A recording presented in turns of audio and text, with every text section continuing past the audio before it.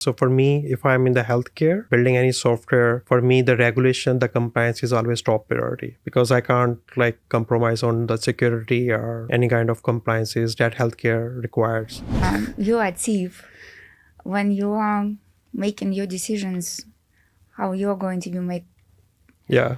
What's your decision process when on your project you need to know when to slow down and when to put the foot on gas and move forward? Yeah, faster. I think for us, Elena, especially because we mostly work in healthcare industry. So for me, if I'm in the healthcare, building any software, for me, the regulation, the compliance is always top priority because I can't compromise on the security or any kind of compliances that healthcare requires.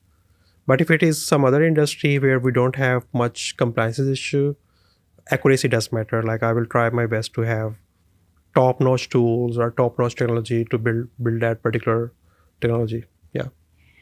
And for some of our listeners that are listening to us right now, what questions, in your opinion, they should be going and asking their CTOs or their tech teams?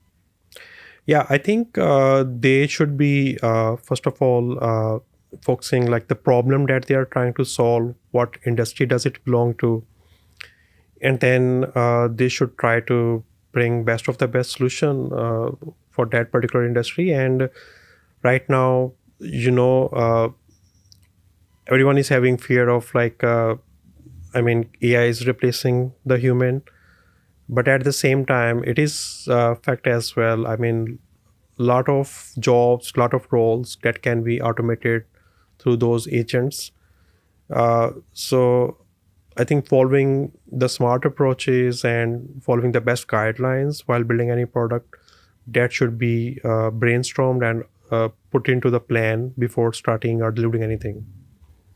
And going back to the project that we are talking, what is the biggest lesson that you learned from having a trade-off in a way to slow down? And then you're saying that you still the on-prem version is improving, right? But originally it was a trade-off, one way or another. So what did you learn from it? I think what I learned that for enterprises and big firms like Fortune 500, their processes does matter. Their rules, regulations, boundaries does matter. Versus if you are working with a startup, for them, the productivity, the frequency, and shipping as soon as possible does matter. And the difference comes here that startups, they are always struggling with the funding and they have limited funds, limited resources. And they are right on their part. They have to pivot. They have to see what the customer respond to the product. They need to ship quickly to the market. They need to find market fit as soon as possible, and they need to adjust their strategy. But for enterprise, I think they don't have any limitation on budgeting side, on resources side, and they wanted to make sure that the product that they are building are following all the best practices, architecture level, enterprise level architecture, compliances, and it doesn't get into any trouble on any end. And what about you personally? What you learned from it?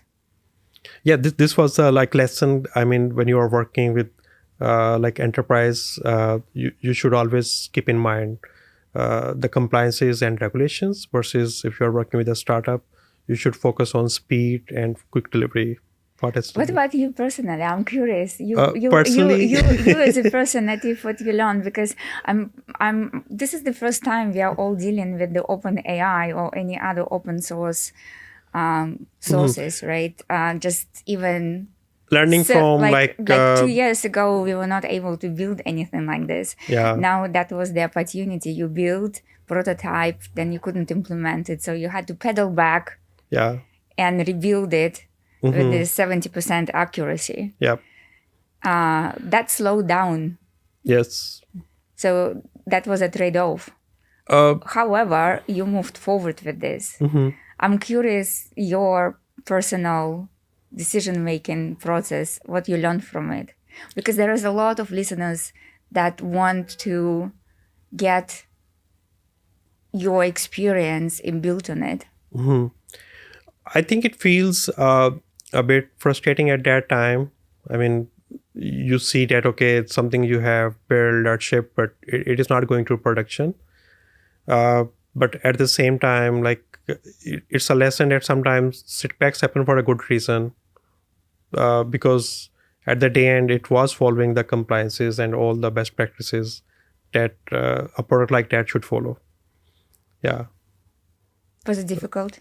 Yeah, it was quite, I mean, you can say difficult, especially the team who has been working day and night to ship that particular feature. And yeah, it was, but I think we had a few sessions internally. We tried to regroup, re-brainstorm, and try to get everyone on the same page. So it was a bit slowness and bit downtime for the team, but we recovered that area time as soon as possible and were back on the full throttle. How did you communicate it to the team that we are going back? Yeah, so I know it was one of the like demo meeting, and it was on Friday. It was weekend. Everyone was feeling like excited that we are going to demo this feature and then we are going to have a relaxed weekend. But right after that, like, demo went well, everyone appreciated, but right after that we got an email about compliances and we can't use this open AI and everything.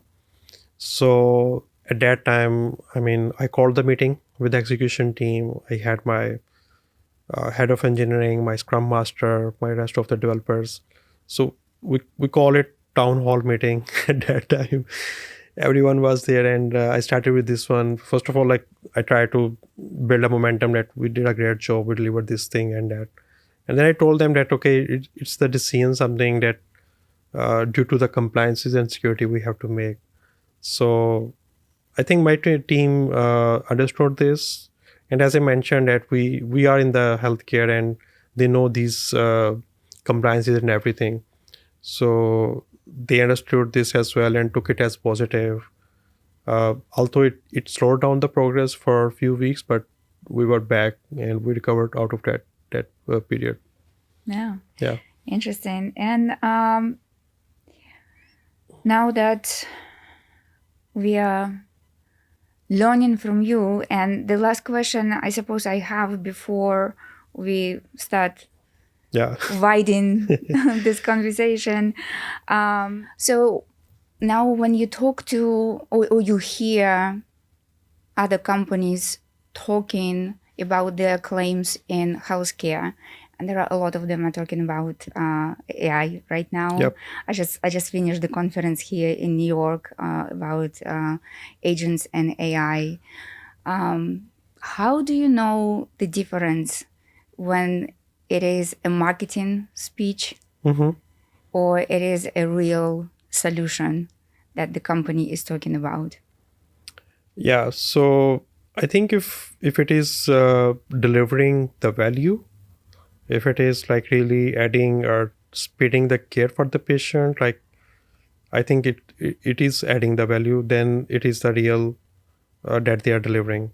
But if it is making the things more complicated, like when you walk into a clinic as a patient and you have seen the staff member try to fill in the forms, it takes 10 to 15 minutes, and then you go through another round. Then the doctor or provider comes, and then they also try to fetch all these notes and type. So if it is adding more clerical work or data entry, and adding more layer of complexity, more work for staff and clinic, and not giving all the visibility to the doctors and providers to best prescribe as a patient to you, I think it's not adding any value. But if it is making the life easier as a patient, I'm getting care on time without a lot of paperwork, a lot of miscellaneous step. And as a doctor, if they are able to fetch all the information as a patient about me, my bio, my allergies, medication, my lab reports, my history, and they are able to make decision instantly, I think that is really adding a value, and that kind of agentic or AI or data layers we need to build out. And Elena, there are EMR, EHR, which are built on a legacy system. We can call it legacy or old outdated system. But Some of the what are those? yeah And let's pedal back a little bit, because when you say value, when I meet with some of the companies that talk to me about their solutions for, well, right now we're talking about healthcare, right? For healthcare, again, there are a lot of claims about accuracy. There is a lot of claims of what they can or cannot do. Again, for someone who is not technical, yep sometimes it sounds too much, right? yes Too much. And so, like, I don't know yeah how to make a difference between marketing spiel and yep. a real world solution So that brings value, as you yeah are saying. So can you give us a little bit of, me and my listeners who are not technical people, a little bit of, I don't know, a test, a yeah screening test? What is marketing and what is a real world solution? yeah so this is what the point that where I was coming. If it is adding more time to get care as a patient, if it is adding more complexities for clinical staff, if it is adding more layers for the provider or doctor or surgeon or physician, it's not a real value. But It's that's the problem, is yeah. that when you're listening to So those so the time is the metrics. Time time. for a patient, I need to get care on time. Like if I walk into any clinic and they say like we are using all the best technology and everything, but then you have to wait 10 minutes next to the clinical staff. They are doing all the data entry and they have No. That, I think you misunderstood me. yeah My question is, when I'm talking to companies like yeah yours, and they're saying, okay, use my solution yeah and we will resolve all your problems. yeah And our accuracy is like 99% in solving claims. And yeah how do I know that it's real value they're bringing, or not just a marketing call? yeah. So I think that maybe you can ask for like some real-time customer references or some real-time value that they have added. And when you see the people are doing good work, you may see their like reviews. You may see like who are their customer who are using them. Is there any particular questions that I can ask them? Yeah. So I think the particular questions can be around. Again, I mean, there are so many verticals. I mean, it depends upon what kind of company you are talking about. Let me give you an example. Like I'm working with a company who are trying to solve problem for third world countries. Every patient can't get a care, so they are building a mobile application that can take the picture of the iris, and it can like from the eyes can detect if the patient is affected with malaria or not, right? And they are testing that. So I see something they are adding as a value.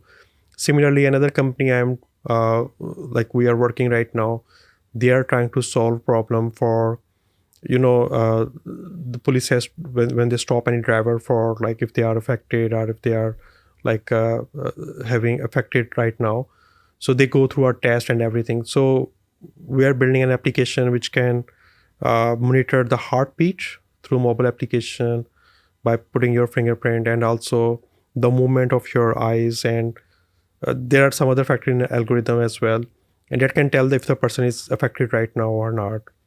So these kind of problem which are really like adding value and can be tested right away, I think these things we should look for. Like another example I can give you is Okay, I get it. So yeah those ones bring value for sure. yeah How do I know if their data is accurate? I think that depends on the usage. I mean, the real customer feedback is the only right metrics that can tell you. I mean, I can have